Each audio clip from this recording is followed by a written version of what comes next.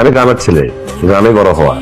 HSC pass করার পর আমি ঢাকা শহরে আসি। বাবা উনি আসিফ সিএসএ অ্যাডমিন ক্যাডারে এবার জব হয়েছে। কংগ্রাচুলেশনস আসিফ। Thanks uncle. তোর বাবা মা কেমন আছে? আমার বাবা মাকেও বেঁচে নাই, মামা মামির কাছেই বড় হয়েছি। আমি গ্রামের ছেলে, গ্রামে বড় হওয়া। বুঝতে পেরেছি, খুবই স্ট্রাগলিং টাইম পার করেছো। সবার জীবনেই কোনো একটা কষ্টের সময় পার করতে হয়। এখন খুশির খবর হচ্ছে তোমার সেই কষ্টের দিন শেষ। কি বলেন আঙ্কেল? চাকরির টাকা তো খুবই সীমিত। এই টাকা দিয়ে কি ইচ্ছা মতো লাইফ এনজয় করা সম্ভব? না, একদমই সম্ভব না। বেতনের টাকা দিয়ে সংসার চালানো সম্ভব না। আর তুমি বেতনের টাকায় হাত কেন দেবে? এত কষ্ট করে আটখড় পুড়িয়ে এই জায়গায় এসেছো বেতনের টাকা তুলে খাওয়ার জন্য?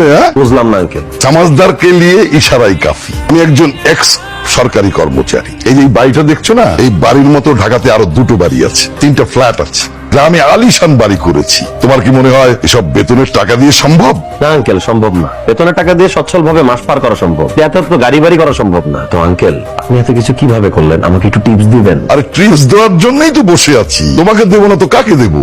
তুমি তো আমার ভবিষ্যৎ।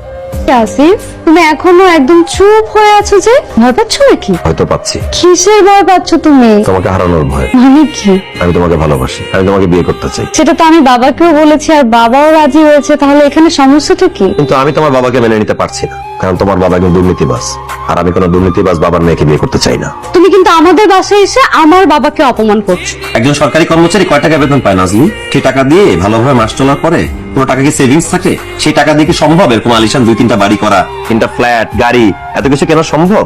নাজলি, আমি একটা সৎ পরিবার বিলং করি, আর আমি চাই না আমার শ্বশুর কোনো দুর্নীতিবাজ লোক হোক। আমি আসি, সরি।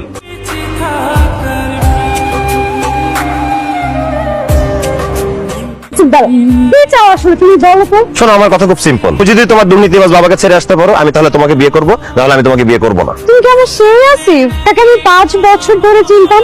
আমি তো আজকে তোমাকে চিনতেই পারছি না। একটা ভালো চাকরি পেয়েছো আর পোল্ট্রি নিয়ে নিছো না?